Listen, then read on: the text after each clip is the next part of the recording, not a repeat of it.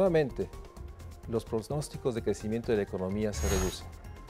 Parecía ser que no logramos ese crecimiento potencial que tanto necesita el país.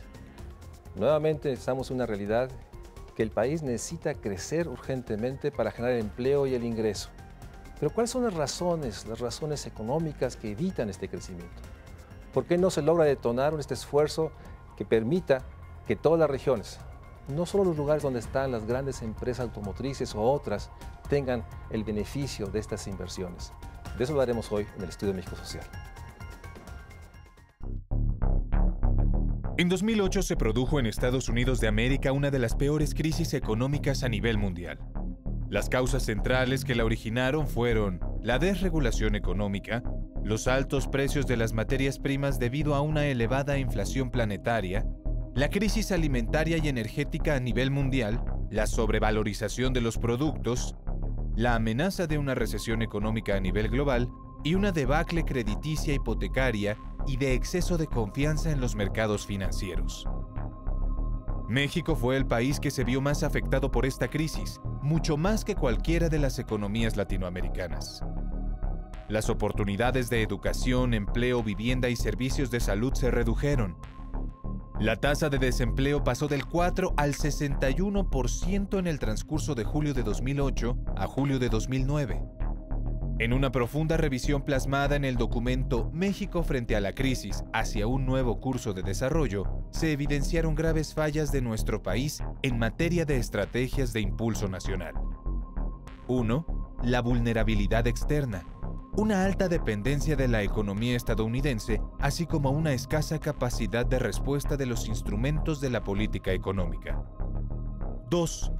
La volatilidad del tipo de cambio, agravada por la política monetaria y por la limitante de la Ley de Presupuesto y Responsabilidad Hacendaria, que impide capacidades anticíclicas a la política fiscal.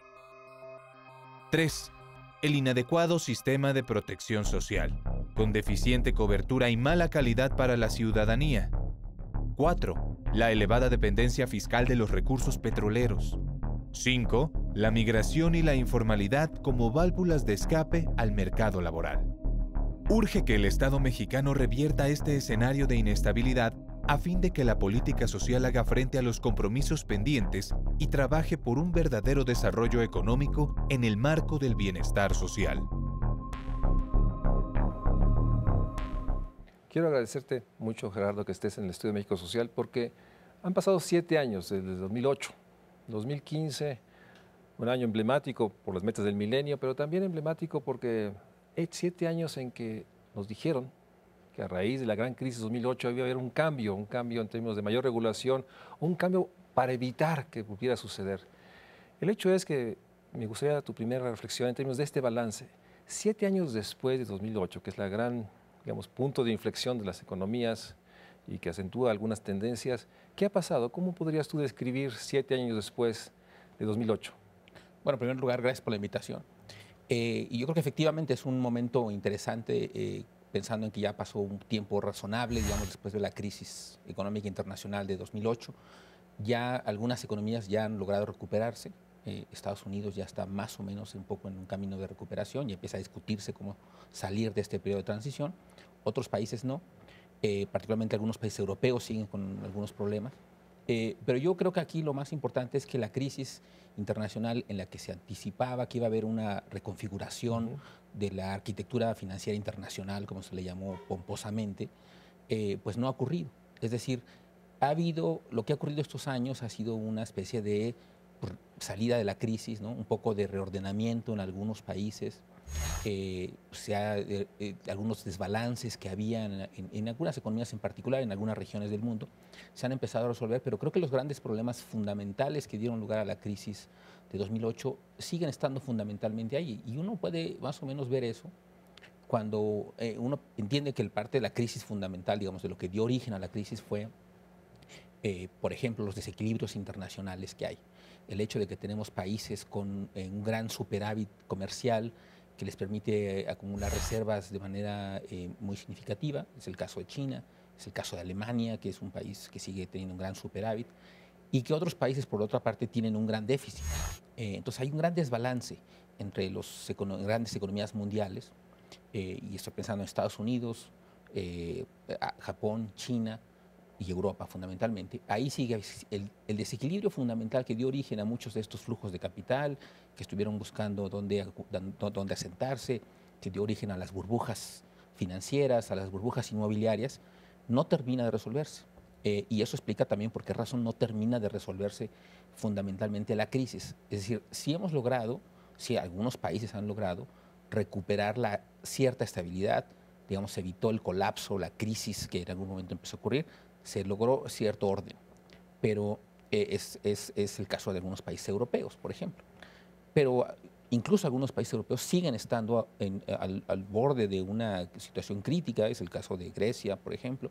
En fin, la situación internacional que colapsó en 2008-2009, con sus causas que vienen fundamentalmente de estos grandes desequilibrios internacionales, siguen estando presentes. Eso debemos... no pasó lo que se anunciaba, una gran reconfiguración.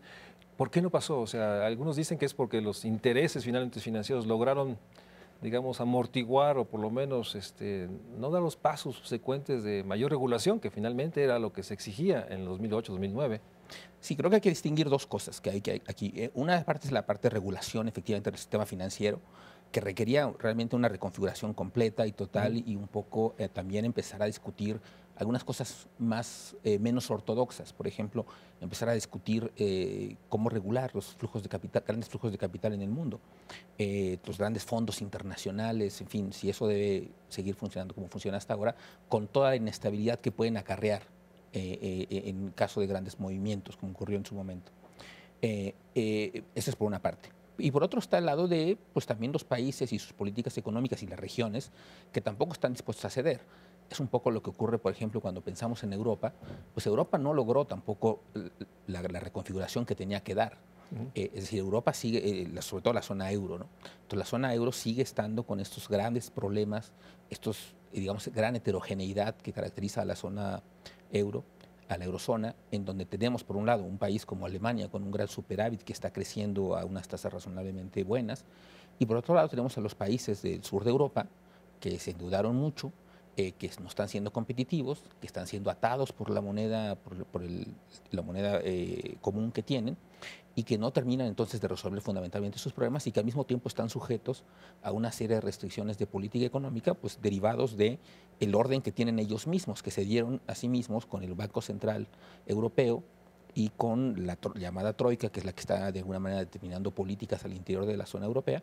Y entonces sigue habiendo como esa como rigidez institucional en regiones, como en el caso de Europa, donde nadie está dispuesto a ceder, ¿no? Alemania no está dispuesto a cambiar sus políticas, y por otro lado tenemos China, que tampoco está dispuesto a ceder en términos de tampoco bajar su crecimiento, que podría ser algo razonable, un poco un proceso de desaceleración, un poco de ajuste en su tipo de cambio, pues tampoco lo está dispuesto a hacerlo. Entonces, tenemos esas grandes rigideces de política económica combinadas con las rigideces que se derivan pues, de los intereses reales, finalmente, ¿no? Reales, fácticos, de los grupos financieros internacionales, por ejemplo, los grandes fondos internacionales que están moviendo muchísimo dinero y que pues, son renuentes, por supuesto, a cualquier tipo de regulación. Y en América Latina, o sea, finalmente somos una región que tomamos decisiones, que no estamos realmente en esas discusiones, en esos debates, o sea, simplemente... No, bueno, en América Latina tenemos nuestra propia dinámica, pero de alguna manera hay que entender que la crisis que se originó en los países, en esos grandes países desarrollados, tuvo implicaciones muy fuertes para América Latina y nos afectó en distinta manera porque tenemos distintas relaciones con distintas regiones. México, por ejemplo, en 2008-2009 fue un país muy afectado, fue el país más afectado de todo el hemisferio occidental por la crisis. Fuimos el país que más se contrajo el Producto Interno Bruto y entonces nos pegó directamente. Ahora, México, curiosamente, digamos, fue el más afectado, pero no fue tan beneficiado por el boom previo. Entonces tenemos una situación un poco paradójica donde no nos beneficiamos tanto de la expansión original que dio lugar a esta crisis finalmente a principios del siglo XXI, mientras que los países sudamericanos, por ejemplo, tienen una dinámica completamente distinta. Esos países se beneficiaron enormemente del boom inicial de principios del siglo XXI.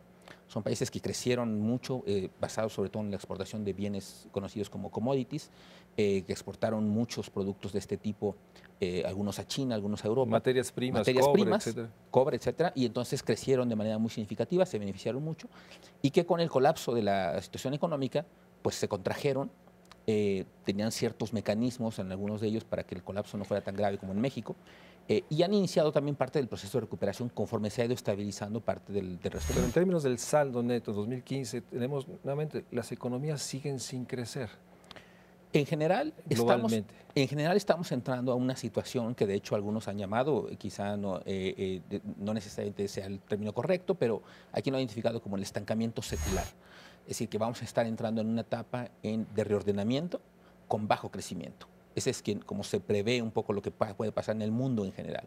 Es decir, vamos a seguir igual, digamos, de una manera. No, estamos, por ponerlo de alguna manera, recordemos que a principios entre 2002 y 2008 tuvimos una cierta expansión de la actividad económica más o menos significativa en muchas partes en el mundo. Vino la crisis, vino la contracción y ahora vamos a regresar a una senda de crecimiento. La pregunta es a qué senda de crecimiento vamos a regresar, y lo que todo el mundo ya está anticipando es que esa senda de crecimiento va a ser una senda de crecimiento menor a la que tuvimos previo a la gran crisis y a la gran expansión. Déjame hacer un corte aquí. Muy bien. Para regresar y que nos expliques qué es lo que se prevé, cuál es la senda de crecimiento previsible en el próximo lustro, década. Y esta frase que de pronto empezó a invadir, por lo menos en los discursos, de que esto que implica que las economías no crecen a su potencialidad, que están atrapadas ahí. Y un tema que sigue estando, digamos, ahí en el centro. Muchos han descrito esta crisis como la crisis del empleo. Finalmente, la destrucción masiva de trabajo y esta realidad de que, ya nos dirás, si la perspectiva es este crecimiento lento, gradual, pero también con bajo empleo. Pareciera ser que muchos debaten ese punto. Vamos a un corte y regresamos al Estudio de México Social para seguir hablando de, no hay discusión, una condición para generar igualdad es el crecimiento económico, pero un crecimiento económico vinculado a esta globalidad en donde pareciera ser 7 años después de 2008, que no se logró construir esta nueva estructura financiera y seguimos atrapados en una geopolítica en la cual pues, no logra establecer los acuerdos que permitan, digamos, una globalidad abarcante que genere beneficios a todos, sigue siendo más un discurso que una realidad en este 2015. En ese sentido, México Social seguirá atrapado en esta discusión. Vamos a un corte y regresamos al Estudio de México Social. De acuerdo con el documento México frente a la crisis hacia un nuevo curso de desarrollo, México es el país que más se vio afectado por la crisis económica mundial, mucho más que cualquiera de las economías latinoamericanas. En 2008, la tasa de desempleo en México llegó a 61.12% en julio de 2009, frente a 51.7% el mes anterior y 4.15% un año antes. Lo anterior significa que el número de desocupados aumentó en 460,000 en el último mes y en 908,000 en el último año.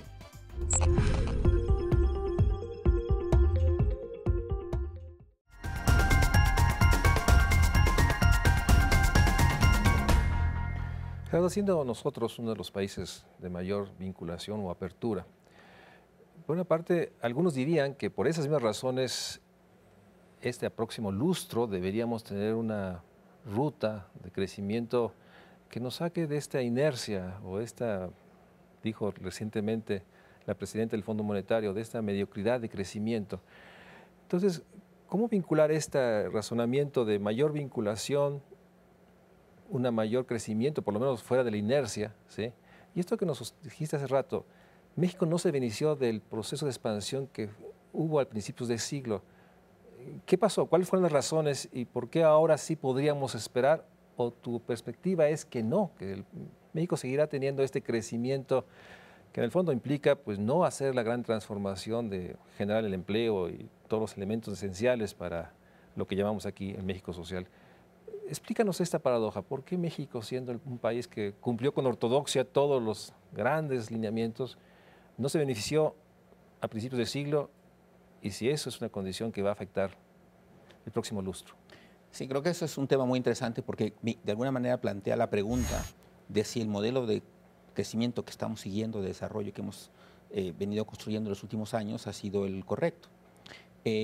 Todos los países como México le apostaron en su momento a la globalización, a la apertura, a pensar que el mercado externo iba a ser el que iba a llevar el crecimiento, pues se enfrentan ahora a una situación pues relativamente delicada, en el sentido de que el futuro hacia adelante no se prevé muy positivo, ¿no? Se prevé más bien un escenario de crecimiento bajo, mediocre, como ya se definió. Y en ese sentido, los países que están en esa senda, en ese modelo que está basado fundamentalmente en la globalización, en el crecimiento de sus exportaciones, pues no puede anticipar un crecimiento realmente elevado. Y eso me parece que nos ayuda a explicar por qué razón también en su momento, curiosamente, a pesar de que le apostamos a ese modelo, cuando el mundo creció mucho, y el mundo y América Latina en particular, que se benefició enormemente de esto entre 2002 y 2007, México no se benefició tanto. Y entonces tiene que ver con que le apostamos al mercado exterior, le apostamos a las exportaciones, por ejemplo, pero descuidamos, me parece, el otro componente fundamental del desarrollo económico, que es el mercado interno.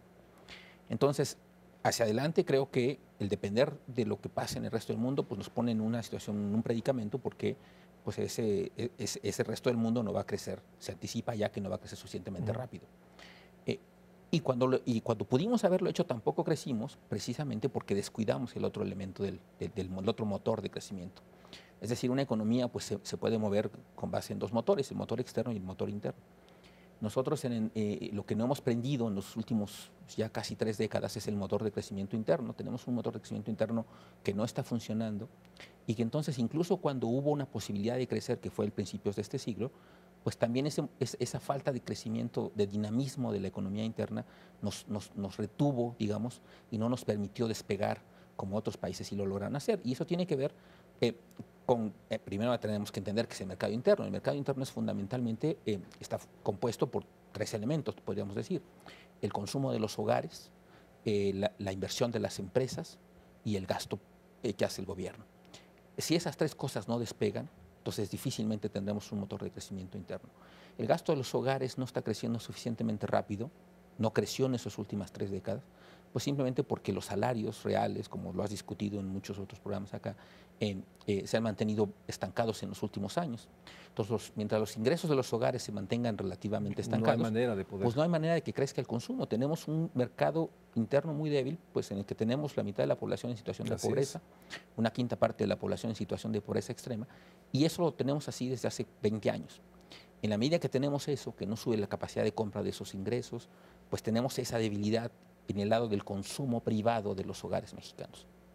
Las empresas, por su parte, las empresas que quieren invertir en México, domésticas o extranjeras, pues muchas de ellas no lo pueden hacer simplemente porque el otro componente del mercado interno, que puede ser la inversión de estas empresas, pues tampoco está funcionando.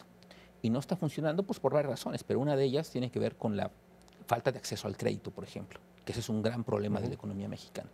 En la medida en la que no hay crédito que fluya del sector financiero a las empresas, pues buenas ideas que algunos empresarios tengan, pequeños, medianos o microempresarios que quieran poner un negocio que creen que es rentable, en la medida en que no tienen acceso al sistema bancario, al sistema crediticio, pues no pueden invertir aunque quieran, aunque tengan la intención o un buen proyecto. Y en ese sentido, el anuncio, digamos, recurrente de inversiones extranjeras, sobre todo en la parte automotriz, como ha pasado recientemente, no es suficiente.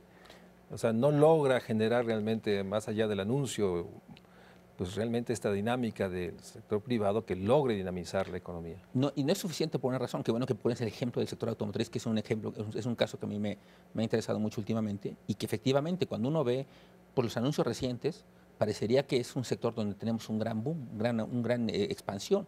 Efectivamente ha venido más inversión en el sector, pero cuando uno ve la composición de este sector y el impacto que tiene en la actividad económica y en el derrame en el país, encontramos que cada vez es menor. Y cada vez es menor por una razón. Si uno ve, por ejemplo, un sector que produce, que genera valor agregado, como el automotriz, o como cualquier sector, ese ingreso se divide en 2 partes. En lo que va al pago al trabajo y el pago al capital. En general, por darte un dato, en el mundo es 2/3 partes del ingreso que se produce va al trabajo, 1/3 parte va al capital. En el caso de México y en particular del sector automotriz, la distribución es increíblemente asimétrica. Del 100% del valor agregado que genera la industria automotriz, aproximadamente 8% va al trabajo nada más. Solo 8%. Solo 8%. El 92%, y esos son datos que acaba de publicar el INEGI en un estudio muy reciente sobre las cadenas de valor en el mundo, en el país, perdón. Entonces analizó sectores específicos y en el sector de la producción de automotriz es un sector que, pues, claro, no sorprende porque están viniendo las constructoras, porque es muy barato, la mano de obra es muy barata, pero eso también pues tiene implicaciones en términos de que les es muy atractivo venir, generan un buen rendimiento, pero ese rendimiento pues, es de empresas multinacionales que se están yendo, finalmente. Se van y se convierte en producto nacional, pero no necesariamente en ingreso nacional. Y esa es parte de la debilidad del mercado interno. Es decir, el ingreso nacional es el que no está creciendo ni siquiera la tasa a la que crece el producto nacional. Y el sector automotriz es el mejor ejemplo de ello, porque es un sector donde el grueso insisto, de lo que se genera de riqueza va a otro lado. Es quizá el sector en el que peor distribución tenemos. Y entonces, claro, sí queda algo, digamos, creo que nadie se puede quejar de que se genera empleo. Sí, pero no es el modelo, digamos, que nos va a sacar de No es el que nos va a sacar de esta situación, exactamente, porque es muy limitado, está en ciertas zonas. Son enclaves que finalmente no logran una vinculación a las cadenas productivas. No tienen una vinculación muy fuerte con el resto de la economía nacional. Mucho de ello es importación de productos, se ensambla, etc. Entonces, creo que es el mejor reflejo del principal problema que tenemos, que es esta falta de articulación industrial, nacional, que entonces no genera, a pesar de todo, un mercado interno sólido, una vinculación que traduzca en fortalecimiento de los ingresos de los hogares, en capacidades de inversión de las empresas. Y el otro componente que decía antes es el gasto público, que también está pues, ligeramente manco y que además, en el caso de la inversión, que es el principal componente productivo, tenemos el nivel más bajo de gasto público en inversión en los últimos 50 años fácilmente. Entonces, tenemos un mercado interno muy débil. Que además no se ve ninguna, y eso quisiera que habláramos regresando del corte, ningún cambio en términos de reconocer que si no hay mercado interno, no es suficiente los que nos puede arrastrar las economías globales. La economía americana, que pareciera ser, nos decías, y los datos están, que empieza a recuperarse, pero no es una recuperación que sea suficiente como para sacarnos de esta inercia. Vamos a un corte y regresamos a esta parte, porque mucho de lo que nos has dicho ha sido usado para sostener y justificar las reformas, las 6 reformas que se hicieron en los últimos años, sobre todo la financiera, en términos de poder dinamizar el crédito, etcétera. Y me gustaría tu reflexión. Yo te oí recientemente una revisión muy sintética de cómo algunas reformas sí están bien, digamos, diseñadas, pero faltaron muchos elementos, quedaron cortas, más allá de que algunas sí tienen elementos contradictorios. Pero en el caso financiero, el de telecomunicaciones, pareciera ser que en principio se veía de una racionalidad que abarcaba todos los criterios. Era importante evitar estos monopolios. Vamos a un corte y regresamos para seguir hablando de esta realidad, esta ecuación que nos tiene atrapados en una economía que no crece. Y por otra parte, más allá de eso, de la realidad de los hogares, que los hogares siguen teniendo los ingresos, y esto finalmente se sintetiza en desigualdad, pobreza, marginación, y un México social que sigue caracterizado por brechas que crecen, y pareciera ser que no, el próximo lustro no va a ser diferente si seguimos en esta inercia. Vamos a un corte y regresamos al Estudio de México Social. De acuerdo al Programa Desarrollo Humano de Naciones Unidas en México, entre el año 2008 y 2010, los individuos en situación de pobreza multidimensional extrema presentaron los menores niveles de desarrollo humano.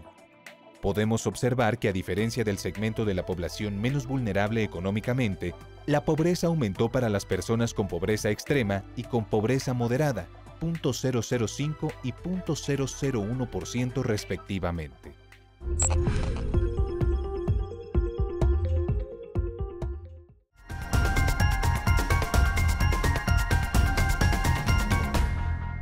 Déjame decirte, Gerardo, estos argumentos en términos que hay que lograr que los hogares tengan más ingreso, promover un sector industrial o mayor actividad empresarial, la mediana, pequeña, la gran industria, lograr grandes programas de inversión pública, son los argumentos que se han puesto como justificación de la necesidad de las reformas. O sea, pareciera ser que partimos de un diagnóstico común, pero la respuesta fue las 6 reformas que se han implementado, por lo menos en términos legislativos, fueron promulgadas en estos 2 años. Y en ese sentido, ¿cuál sería 2015 un primer corte que podrías dar de las 6 reformas que se han hecho, que fueron justificadas, insisto, en términos que era necesario para generar crecimiento, empleo, mejor infraestructura, mejores servicios públicos, mayor bienestar? O sea, si ese es el diagnóstico, ¿cuál es tu opinión sobre estas 6 reformas que se implementaron o por lo menos se promulgaron en estos años? Sí, yo creo que es muy interesante el tema de las reformas porque durante muchos años fue la explicación que se dio para justificar el bajo crecimiento de la economía mexicana. La ausencia de las reformas que no se habían aprobado, que había habido, digamos, se había atorado en el legislativo y entonces no habían logrado aprobarse y que eso estaba impidiendo el desarrollo del país. Ahora ya tenemos todas estas reformas que se aprobaron en 2013 fundamentalmente y que pues uno pensaría que si efectivamente eran las reformas correctas con el diagnóstico correcto, pues eso nos va a ayudar a, digamos, a salir adelante y empezar realmente a cambiar y a transitar hacia una ruta de crecimiento alto y sostenido. Yo he discutido que en distintos lugares que estas reformas, el problema de ellas es en algunos casos está bien el diagnóstico, está mal la implementación, en algunos casos creo que es corta, en otros casos creo que está exagerada la expectativa de beneficio, como es el caso de la energética. Otros casos no está mal, pero es un impacto a largo plazo, en fin. Yo creo que de las reformas económicas que se aprobaron, la más importante en el corto plazo pudo haber sido, y digo pudo haber sido, porque me parece que no va a ser, la reforma financiera. Yo, junto con otros, he discutido mucho el tema de que tenemos un sistema financiero que no está ayudando al desarrollo del país, más que un impulso, se ha vuelto un lastre, porque no está canalizando los recursos suficientes al sector privado para que pueda invertir. Entonces, la ausencia de inversión privada pues, es una limitación muy importante para el crecimiento del país. La reforma se supone que corrige estos problemas y cuando uno lee el diagnóstico de la reforma no está mal. De hecho, es mucho mejor el diagnóstico que se hizo en esta reforma que el que se tenía en las administraciones anteriores, donde se decía que la falta de crédito era resultado de que las empresas no querían crédito, sino que era un problema de demanda. Y en cambio ahora se reconoce que es un problema del lado de la oferta, es decir, que los bancos no ofrecen suficiente crédito. Entonces es un diagnóstico aparentemente mejor que el que se tenía antes. El problema, sin embargo, con la reforma financiera me parece, y ya se ve en los datos que empezamos a conocer, que no han crecido suficientemente rápido, es que la solución fue la incorrecta. La solución al problema de la ausencia de crédito en el país se está planteando como darle más capacidad a los bancos de poder reclamar los créditos. Es decir, si yo te doy un crédito y tú no me pagas, yo te puedo cobrar de manera más fácil ahora, porque ya te puedo incautar cuentas de cheques, por ejemplo. Puedo tener acceso a otra información financiera tuya, en la que yo me puedo cobrar, si es el caso. Puedo embargarte tu hogar, etc.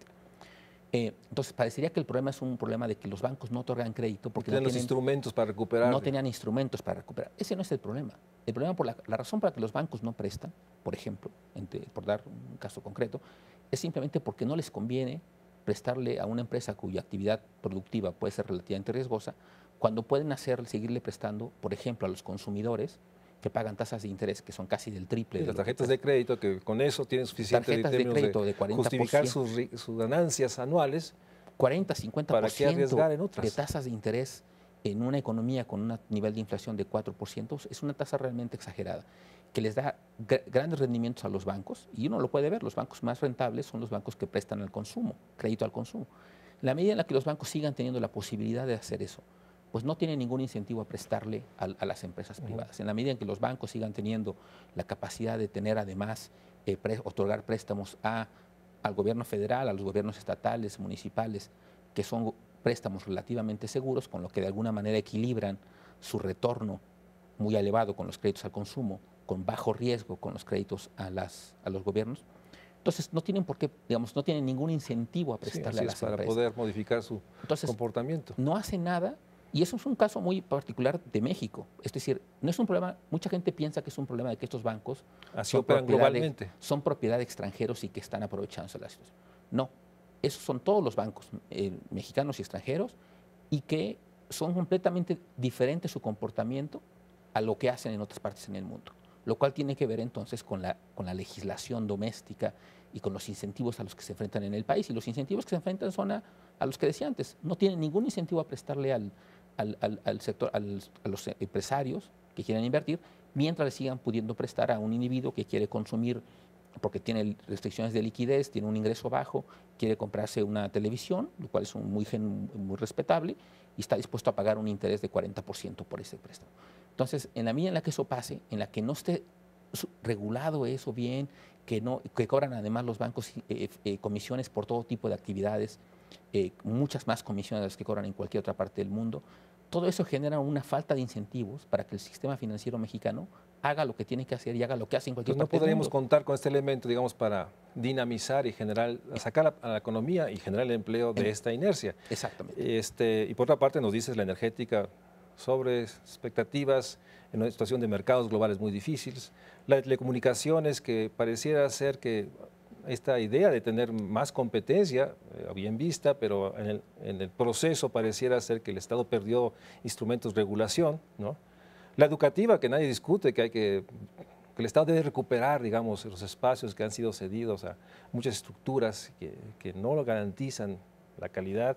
La laboral, que nuevamente tampoco logró, digamos, un diagnóstico que creo que ahí equivocado en términos de completamente equivocado en el caso que de la había que laboral. flexibilizar el trabajo cuando está muy flexibilizado. O sea, pero si no hay esta posibilidad, ¿por qué no hemos podido, déjame ponerlo así, en términos de poder incidir en quienes sostienen que este es el camino? O sea, hay un problema de las ideas en términos del debate que no hemos podido, cuando te oigo y oigo a muchos, es convincente. Yo comparto esta noción, pero parece ser que quienes dirigen la economía, Hacienda, Banco de México, no hay espacio para modificar, reflexionar, discutir. ¿Cuál ha sido el problema? O sea, ¿por qué pareciera ser que es inamovible esta percepción y se insiste que la economía crecerá y que estamos en una ruta que algún día, algún año tendremos esta modificación? ¿A qué atribuyes esta incapacidad de, digamos, por lo menos una duda razonada en términos de que no es suficiente, deja ponerlo así, lo que se ha propuesto o lo que se tiene ya ahorita en ley?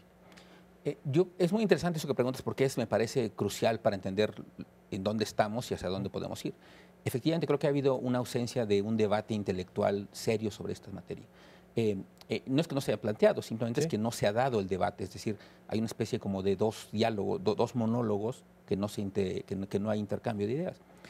Uno es el monólogo, digamos, del gobierno, de la visión tradicional, el discurso de las reformas estructurales, que tiene muchísimo espacio en los medios, que coincide con la visión de muchos opinadores, de muchos intelectuales, y que de alguna manera se volvió el discurso predominante en el debate público. Entonces, es una posición que ganó, me parece, por distintas razones, no porque sea mejor ni porque sea más convincente, sino simplemente casi por número, por volumen.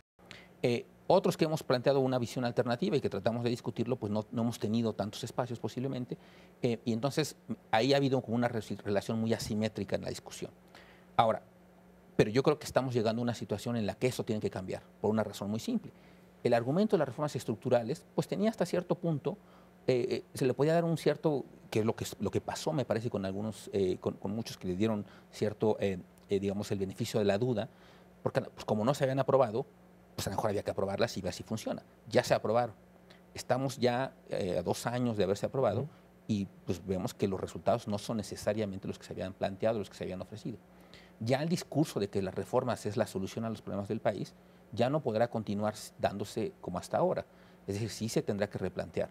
Y ahí me parece que habrá un momento crucial para el debate del país hacia el futuro, porque entonces ya podemos discutir sin esa idea que de alguna manera nos detenía o nos limitaba la discusión, que era que el problema era la ausencia de reformas. Había tal convencimiento de que el problema era la ausencia de reformas que eso limitaba la discusión. Ya que tenemos las reformas, ya que estamos viendo cómo operan o no operan en su caso, me parece que se va a abrir un espacio muy importante para que pues, realmente ahora sí discutamos seriamente, como debimos haberlo hecho desde hace tiempo, realmente cuáles son los factores que están limitando el desarrollo del país. El tema del mercado interno, por ejemplo, es algo que no se plantea. No se plantea, digamos, se plantea, se acepta un poco en el discurso oficial, pero no se hace mucho al respecto. Y el mejor ejemplo, solo por citarlo, es el caso del salario mínimo. La discusión que se dio sobre el salario mínimo. Hoy hubo una discusión muy seria sobre cómo mejorar el salario mínimo y fortalecer la capacidad de compra de los trabajadores mexicanos de menores ingresos, podría tener algún beneficio en esa dimensión. La respuesta fue, como vimos, mínima y casi una cosa prácticamente nula, descartando, enfatizando los problemas que eso iba a generar.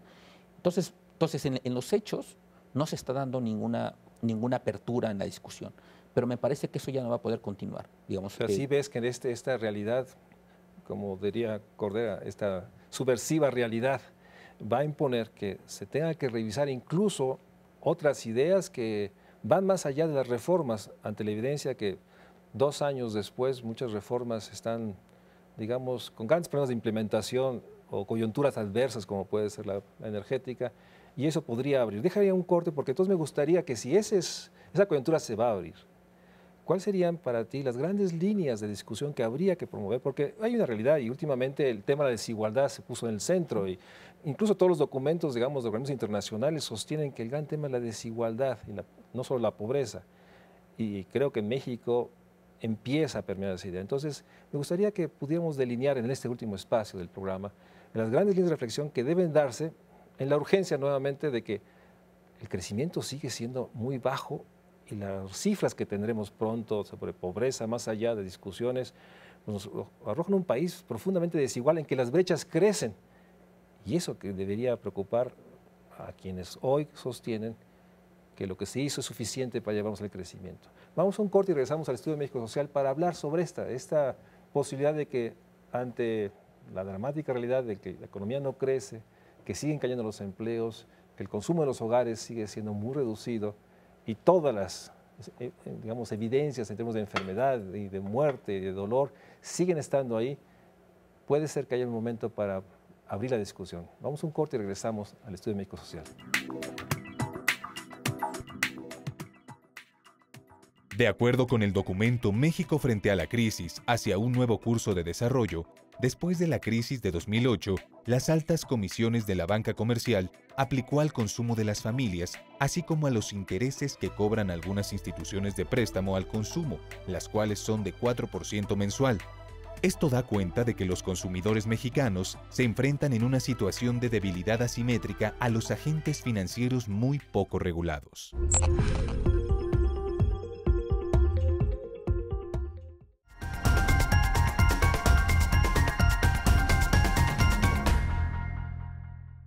Nos decías que percibes que puede haber una oportunidad ante esta realidad de que no logran, más allá de su diseño, problemas de implementación, las reformas que se hicieron no logran sacarnos de esta economía que no crece, de este país que no logra resolver sus problemas de desigualdad, de exclusión, de pobreza. Si es así, ¿hacia dónde? O sea, ¿cuál serían, por ejemplo, una agenda de temas a discutir que pondrías tú en la mesa? Yo creo que, digamos, hacia adelante veo al menos 2 grandes líneas que creo que van a ser muy importantes en la discusión futura.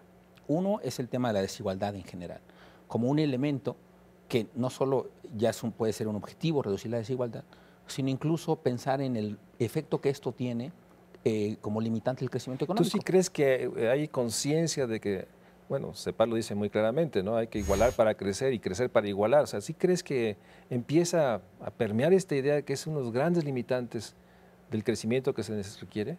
Bueno, yo creo que una cosa muy importante es, primero, que haya habido ese movimiento, ese cambio, ese giro en los organismos multilaterales en reconocer el rol de la desigualdad como un potencial instrumento para el crecimiento. Fue la CEPAL, pero la CEPAL, digamos, quizás es un poco menos ortodoxa que otras instituciones multilaterales. Y lo importante fue cuando también otras instituciones como la OECD o el Fondo Monetario mismo empezaron a plantear esto como un elemento que debía tomarse en consideración en las discusiones de distintos países. Y México, como se sabe, es uno de los países más desiguales. Una desigualdad que, por cierto, quizás esté, la que conocemos, la que medimos, que quizás esté incluso subestimada porque no conocemos bien a bien lo que ocurre en la parte alta de la distribución del ingreso. Ya que lo midamos mejor, me parece que tendremos una mejor idea del nivel de desigualdad, que posiblemente es más alto de lo que hemos considerado hasta ahora. Y en ese sentido me parece que la discusión va a ser importante. Entonces, un primer elemento fue que el discurso, digamos, incluso de las instituciones más ortodoxas haya cambiado y reconozca que la desigualdad es un elemento que deberíamos incorporar como un determinante fundamental del crecimiento. Y hay muchas razones para pensar que es así.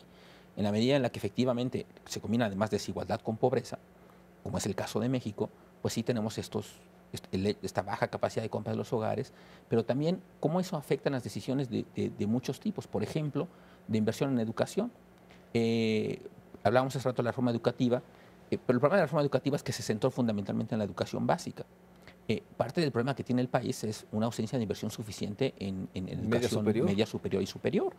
Y ahí, pues parte de los elementos son una decisión, a veces una limitación de la gente que vive en peores, que es más vulnerable, con menos recursos, pues le es más difícil tomar una decisión de inversión, de enviar a su hijo 5 años a la universidad, pues está limitado porque si no tiene ingresos suficientes y los envían a trabajar. Claro. Y entonces la desigualdad empieza a tener esos efectos significativos en cosas tan fundamentales como la inversión en educación o lo que algunos llaman la acumulación de capital humano. Entonces, digamos, sí tiene elementos importantes la desigualdad en ese tipo. La desigualdad de acceso al ahorro, pues también tiene elementos importantes, por el lado de que hablaba antes de las empresas, que en la medida que hay desigualdad de acceso a recursos financieros y desigualdad en la capacidad de ahorrar, pues también limita la capacidad de inversión. Entonces hay muchos elementos por los cuales la desigualdad puede ser un limitante fundamental para el crecimiento del país. Y puede ser unas grandes líneas de discusión, digamos, en los próximos meses. Yo esperaría que así fuese. Entiendo que va a haber muy pronto un estudio sobre desigualdad en México que va a ser muy interesante, que está desarrollando Oxfam, y en el cual se van a plantear, me parece, algunas propuestas en esa dirección. Y ahí, pues recordemos, está en la mesa la discusión del tema de la desigualdad a nivel mundial. Así es. Es decir, con la situación en Estados Unidos, el movimiento de Occupy Wall Street, el gran éxito editorial del libro de Thomas Piketty, que pone en el centro de la discusión el tema de la desigualdad, otros elementos que se han puesto en el debate de las ideas. Anthony Atkinson va a publicar un libro, ya publicó en inglés, está por publicarse en español, sobre qué hacer con la desigualdad. En fin, hay mucha discusión en torno al tema de la desigualdad y en el caso de México en particular, creo que cada vez empieza a haber una mayor conciencia de la importancia de esto y de cómo esto se está volviendo una limitante para el crecimiento. Entonces, esa me parece una gran dimensión en la que podemos avanzar y empezar a preguntarnos cómo reducir la desigualdad, qué instrumentos de política tenemos, o se puede poner en el centro como objetivo. Primero entender lo que es la magnitud del problema, que me parece muy importante. Dimensionarlo bien, tenerlo. Dimensionarlo, saber las implicaciones que eso tiene y luego empezar a discutir cómo reducirla, pensando en que eso va a tener efectos positivos efectivamente para el crecimiento. Entonces creo que eso va a ser una de las dos dimensiones muy importantes. Otra dimensión muy importante me parece es el tema del Estado como tal y del gasto público, y ahí quizá lo podemos ver en dos dimensiones. Uno es como el tema de la infraestructura y de su contribución al crecimiento. Mucha gente se queja de que el gasto público ha crecido mucho en los últimos años. Sin embargo, cuando uno ve el gasto en inversión, las cifras que INEGI reconoce oficialmente como inversión pública, el año pasado fue el año con el más bajo nivel como porcentaje del PIB de los últimos 50 años. Eso quiere decir que sí, el gasto público ha crecido, Hacienda lo que reporta es un mayor gasto, Hacienda reporta un mayor gasto en inversión física, pero cuando eso pasa al INEGI, que es el encargado de medir realmente cuánto de eso está traduciendo en formación de capital, que es lo que realmente va a ayudar a que el país caminos, crezca. Puertos, lo que INEGI nos dice es infraestructura. una historia completamente diferente a la que nos dice Hacienda. Y la razón es, INEGI dio una explicación hace poco muy interesante de por qué difieren tanto las cifras de Hacienda de las cifras de INEGI. Y la explicación tiene que ver con que mucho de eso es un gasto mal ejecutado, obras no realizadas, obras que no se traducen realmente en un fortalecimiento obras no terminadas. Obras no terminadas, en fin, con costos inflados, una serie de elementos que dio INEGI muy interesantes que nos ayudan a entender por qué razón el efecto real de ese aumento en el gasto público en inversión no se está traduciendo en mayor crecimiento, porque no se está traduciendo a su vez en mayor acumulación de capital físico en infraestructura, que recordemos, la infraestructura tiene dos elementos importantes para el crecimiento. Uno es en sí mismo, ayuda a la acumulación de capital, pero luego la inversión de infraestructura del sector público normalmente es algo que atrae inversión posterior del sector privado. Entonces puede generar un elemento multiplicador enormemente importante para las economías. En la medida en la que no estemos gastando en eso o lo estemos gastando mal, pues eso me parece que va a ser una discusión muy importante. El tema del gasto público del Estado y su gasto público en inversión. Pero la otra vertiente del Estado, me parece, tiene que ver con que ahora sí necesitamos hacer algo con la gran reforma que quedó pendiente de esta administración. Recordemos, esta administración, parte de su discurso de campaña, se fundamentó en una gran reforma social, en una reforma que incluía muchas otras cosas. Sí, incluso ese concepto de un sistema de seguridad social universal. Un sistema de seguridad social universal, de la cuna a la tumba, en fin, todas esas cosas que se plantearon, que no ocurrió. No ocurrió, tenemos un sistema social trunco, fragmentado, segmentado, con grandes problemas de calidad, etcétera. Y que los nuevos programas no han logrado más que sumarse a esta realidad de la fragmentación y que de nuevo dispersión. Es parte del mal uso de los recursos públicos. Entonces lo que necesitamos realmente es replantear eso y poder realmente construir un Estado social que ofrezca educación, salud, seguridad social, pero que además esta sea de calidad. Yo creo que es donde tenemos que movernos. Y yo pondría un tercero, un Estado de Derecho. Si algo tenemos es que, junto con el tema de desigualdad, el tema del Estado, pero el Estado en esas vertientes, sí de infraestructuras, sí de inversión, pero un Estado de Derecho en el cual sea, digamos, los gobiernos los principales ejemplos de la cumplidad de las normas que se ha dado a sí mismo. Esta crisis de estatalidad que tenemos, de que los mismos gobiernos no cumplen las normas, pareciera ser que son parte de esta búsqueda de no implementar lo que normativamente se ha aceptado, es parte de esta fractura. Entonces yo pondría esos tres elementos. Yo coincido plenamente. Sí. Y creo que eso podría abrir una discusión y debate. Ahora, sabiendo que hay una coyuntura por la necesidad, la economía no va a crecer. ¿Cómo personas como tú, con los grupos que trabajas, cuál sería la idea? Presentar estos diagnósticos, recorrer a las universidades públicas, o sea, ¿cómo implementamos la necesidad de que se haya no un diálogo, una reflexión colectiva abierta? Porque parte está esta sensación del silencio, lleno de estruendos cuando son los anuncios de alguna nueva inversión o algún evento como el rescate de una zona ecológica o algún mamífero, como recientemente pasó. Con la vaquita mayor. ¿Cómo pensarías tú, en términos más bien de la estrategia para que, coincidiendo en este diagnóstico, esas realidades, cómo plantearías tú el abrir el diálogo, el debate en ese finales de 2015, con una nueva Cámara, 2016, un nuevo presupuesto? O sea, ¿cómo salimos de este estancamiento de las ideas, por decirlo de una manera? Sí, y yo, más que estancamiento de las ideas, estancamiento del debate, porque las ideas están ahí, se han planteado en distintos foros, y pues por un lado... Incluso estancamiento del diálogo, porque son esos monólogos, ¿no?, que tú bien describías. Exactamente, entonces lo que necesitamos es tener pues una mayor capacidad de interlocución de ambas partes. Y yo, pues los que hemos planteado críticas y alternativas, porque no solo son críticas, eso hay que entenderlo, alternativas en distintos foros, pues lo seguiremos haciendo. Esperamos que se abra mucho más el espacio, sobre todo en los medios impresos, electrónicos, que es donde fundamentalmente el debate tiene una mayor potencialidad de permear hacia otros ámbitos de la discusión pública. Digo, yo y otros lo hacemos cotidianamente en nuestros espacios de discusión. En las redes sociales, tú eres muy activo. En las redes sociales, en los que escribimos una columna en los periódicos, en las universidades, como lo planteas.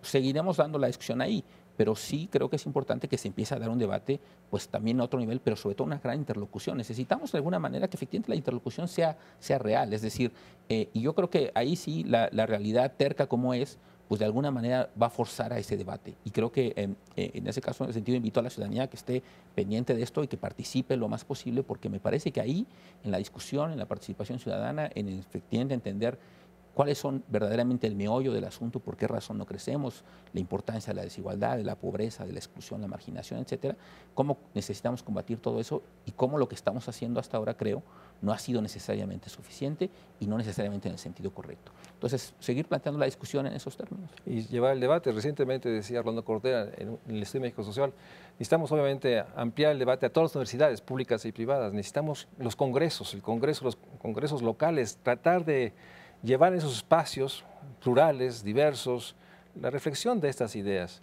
Y obviamente están los partidos políticos, que siguen siendo los instrumentos en democracia de reflexión y discusión, y creo que en ese sentido,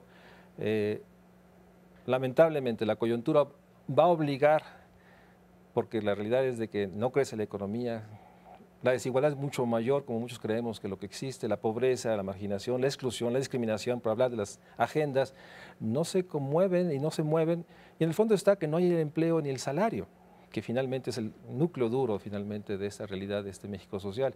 Y en ese sentido creo que los medios de comunicación, programas como México Social, deben estar abriendo espacios para que se oigan todas las ideas y podamos realmente plantear un nuevo curso de desarrollo, como muchas veces decimos en un grupo que participamos ambos, porque los tiempos son urgentes. O sea, yo creo que hay un gradualismo acelerado, pero con un rumbo diferente para sacarnos de esta realidad de que no va a crecer la economía, no va a haber el empleo, el ingreso, y no es solo por un problema de diagnóstico o de implementación de las reformas, sino porque tenemos que plantearnos, yo creo que los 3 ejes que planteaste: desigualdad, Estado, su participación en la construcción de infraestructura, Estado de Derecho, como elementos mínimos de una nueva agenda de discusión para un México social. Muchas gracias, Gerardo, muchas gracias a ustedes por acompañarnos en estos de los temas centrales. Tenemos que seguir discutiendo en el centro. La desigualdad es una expresión también de este crecimiento que no logra generar el empleo, el ingreso digno, y en este momento que estamos viviendo en el país, creo que con un nuevo Congreso enfrente tenemos que insistir que hay que abrir los diálogos y poner nuevas preguntas y también nuevas ideas. Muchas gracias a ustedes, muchas gracias, Gerardo, por acompañarnos. Gracias por la invitación. Gracias.